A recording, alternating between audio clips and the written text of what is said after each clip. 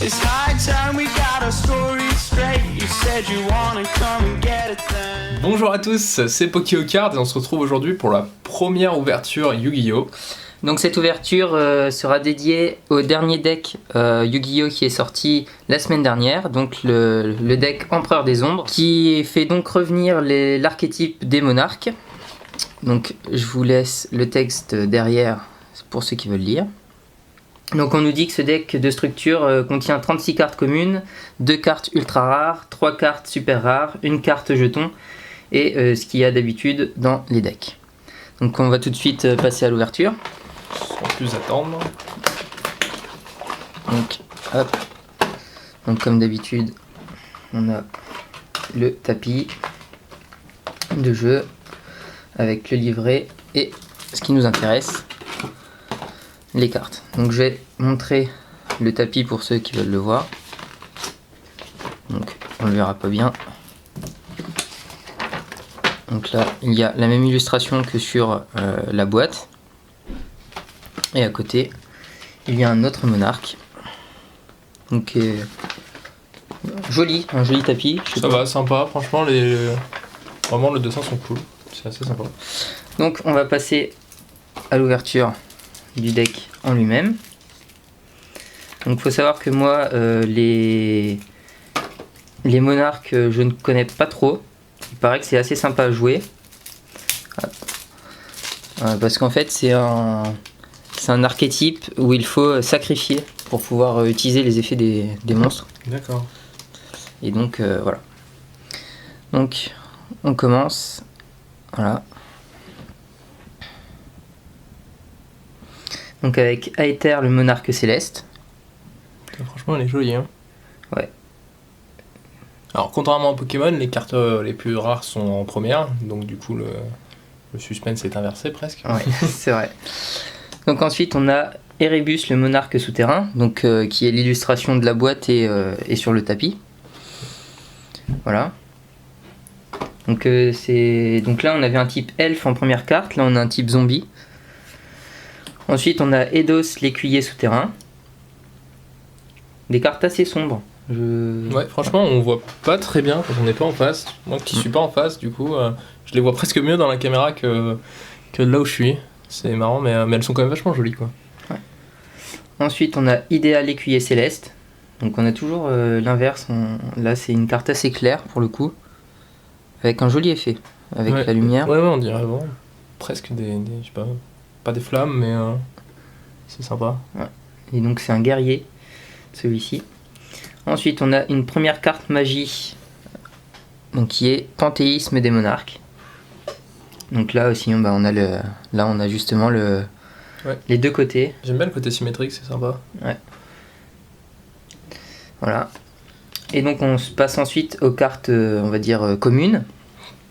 Donc avec Caius, le monarque des ombres. Donc un des monarques qui est un des plus connus, je dirais, dans le monde des Yu-Gi-Oh! D'accord. On a ensuite Zaborg, le monarque du tonnerre.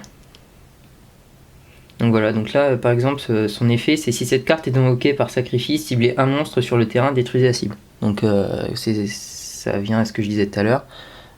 Ces cartes des monarques se jouent par sacrifice en fait. D'accord. Leur effet intéressant par sacrifice, quoi. Ouais, voilà. D'accord. Donc ensuite Grand Marg, le monarque des roches. Mobius, le monarque de glace. Sympa celle-là, j'aime bien. Ouais. J'aime bien le guerrier de glace comme ça, c'est cool. Ensuite on a le monarque de la tempête de feu. Donc bien sûr on a eu la glace avant, les roches encore avant et donc là le feu. Beaucoup moins. Le dessin est bizarre, je trouve. Ouais. On dirait il est un peu... c'est peut-être un peu normal, mais on dirait il est un peu... un peu défiguré, difforme. Donc le monarque de la tempête maintenant, Reiza. Voilà, donc là encore un effet, hein, on voit si cette carte est invoquée par sacrifice, ciblez une carte sur le terrain, placez la cible au-dessus du deck. Ouais, donc clairement c'est vraiment des decks qui ont... leur seul intérêt est à jouer par sacrifice, quoi. Ouais. Voilà.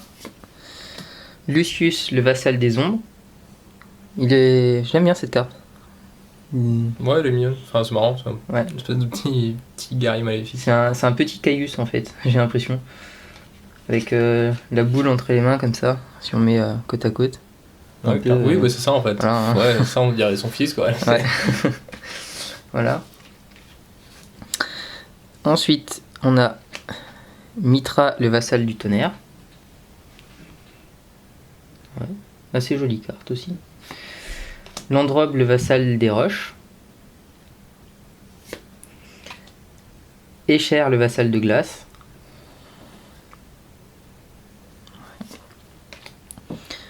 Alors le vassal de la tempête de feu. Donc là aussi dans les vassaux on retrouve aussi les différents types, hein. Glace, tonnerre, roche, feu. D'accord. Voilà. Donc le vassal de la tempête. Qui est assez joli. J'aime bien. Jolie carte. Le ravisseur illusoire. Donc assez sombre, hein, quand même cette extension là, ce deck je trouve. Rien que sur l'illustration. Ouais, je collectionne pas particulièrement Yu-Gi-Oh! Mais c'est vrai que du coup on a la... Enfin ça fait très... pas peur, mais très, voilà quoi, très sombre, Ouais, très lugubre. très ténèbres, c'est marrant. Mais c'est sympa parce que du coup ça fait un deck, pour l'instant du moins, qui Ouais. est bien dans le même thème quoi, donc qui est logique Mm. pour un deck en quelque sorte. Ouais, là aussi, hein, par exemple sur l'illustration de Tragoedia, on voit. Hein. Bon là voilà. Voilà la carte qui casse tout ce qu'on dit, mais C'est rigolo. mathématicien, d'accord. Ok. Bon, sympa. Le dévoreur des niveaux. Pas pour nous cette carte. Le math et nous, non, pas du tout. Pendulier de combat. Kuribo arc-en-ciel. Moi j'aime bien cette carte. J'aime bien cette carte parce que j'aime bien l'illustration. Ouais, c'est rigolette. Enfin, c'est... Et à la base j'aime bien Kuribo aussi, parce que c'est un des monstres fétiches de Yugi. D'accord. Donc quand on a été bercé avec Yugi, on va dire, les Kuribo, on est obligé d'aimer.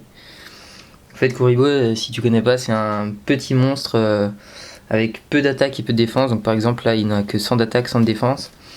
Et associé aux bonnes cartes et bien comme il faut, par exemple dans le dessin animé, Yugi arrive à abattre le dragon ultime de Kaiba. Avec son Kuribo. Avec Kuribo et une association de cartes en fait. D'accord. Donc voilà. Ensuite, on va passer aux cartes magie. Donc le domaine des vrais monarques. Voilà. Bon, après, je connais pas particulièrement les effets de chaque carte, puisque j'ai jamais joué les monarques. Je les découvre là. Assaut des monarques. Retour des monarques. Après, si vous voulez lire le texte des cartes, il suffit de mettre pause, on voit bien. Faites Donc, pause. Normalement, la mise au point est bien, Ouais, donc vous nickel. pouvez largement lire le texte. Voilà. Si vous voulez avoir plus de précision. On n'a Donc, pas forcément le temps de toutes les faire. Hein. La tempête des monarques. Attaque des monarques. Ténacité des monarques. Alors, bourse des âmes. Donc, c'est une carte que j'ai déjà chez moi, celle-ci. Et j'aime bien l'effet. Je joue pas particulièrement cette carte, mais j'aime bien l'effet. Qui fait qu'on cible un monstre de l'adversaire. Et ce tour, si vous sacrifiez un monstre, vous devez sacrifier le monstre ciblé comme si vous le contrôliez. Donc, en fait, pour faire une invocation, par exemple, d'un monarque par sacrifice, avec cette carte, on peut sacrifier un monstre de l'adversaire. Contrôleur d'ennemis. Défond. Charge de l'âme. Ensuite, on passe aux cartes pièges. Donc le primordial monarque. Le premier monarque. Donc là aussi on retrouve l'illustration. La même illustration que sur le deck, mais dans l'obscurité. Ouais, cendré, ouais, on le voit pas Ouais. correctement. On voit pas très bien, mais on le voit clairement avec la main sur le visage. Comme sur les mages du deck. Voir, d'un côté. Tu peux, hop. Voilà, bon, on le devine. Hein. Mais là Non, on voit le haut de deviner. son... On peut le deviner clairement. Hop. Après, l'escalade des monarques. Un beau mélange de couleurs là. Pareil, Ouais, on c'est voit. sympa. Ouais. Je sais pas ce qu'ils font, ils absorbent une planète ou. Mais c'est sympa. Mais on a en toujours tout cette symétrie entre le côté lumineux et le côté sombre, on va cas. dire. Ouais, il y a un côté rouge, un côté bleu, c'est toujours. Le réveil des monarques. L'éruption des monarques. Ordonnance impériale. Ensuite, on a garde précis. Et pour terminer ce deck, on a le jeton. Donc la carte qui peut être jouée comme jeton. Donc on voit que c'est bien la même boule que celle- Caius, Oui, Caius. que tout à l'heure. Donc voilà. Je vais remontrer la carte de Caius, si je la retrouve. T'en dire. Vas-y, Ouais. je cherche. Donc j'ai hâte d'essayer ce deck en combat, en duel, voir ce que ça donne. Voilà, donc j'ai retrouvé donc la même boule que Caius, Très cette clairement. boule d'énergie. Exactement la même. Cette boule d'énergie qu'il tient dans ses mains. Ok. Donc on va faire un petit récap des cartes, au moins les raretés qu'il y a dans ce deck, je propose. Donc on va commencer à l'envers. Donc on va commencer avec, recommencer avec Panthéisme des Monarques, qui est une jolie carte, moi j'aime bien. Voilà. On a ensuite... Le graphisme est franchement sympa sur Panthéisme des Monarques avec la symétrie. Ouais. Après on a Idea, l'écuyer céleste. On a aussi plein de couleurs dans la carte. Et... ouais. Voilà. Ensuite, Eidos, l'écuyer souterrain. Hop. Erebus, le monarque souterrain. Donc là, qui est... Donc voilà, donc le monarque qui est sur la boîte du deck s'appelle Erebus. Voilà. Noté. Les monarques souterrains, du coup. Le deck d'Erebus. Et on a ensuite Aether, le monarque céleste. Donc là, on voit bien... Là, c'est ce qu'on disait tout à l'heure. Les deux éléments ouais. entre guillemets qui s'affrontent, quoi, les deux, Ouais. le côté elfe et zombie, quoi, voilà, comme c'est marqué sur les cartes. Donc c'est sympa. Donc j'ai hâte d'essayer ce deck là en duel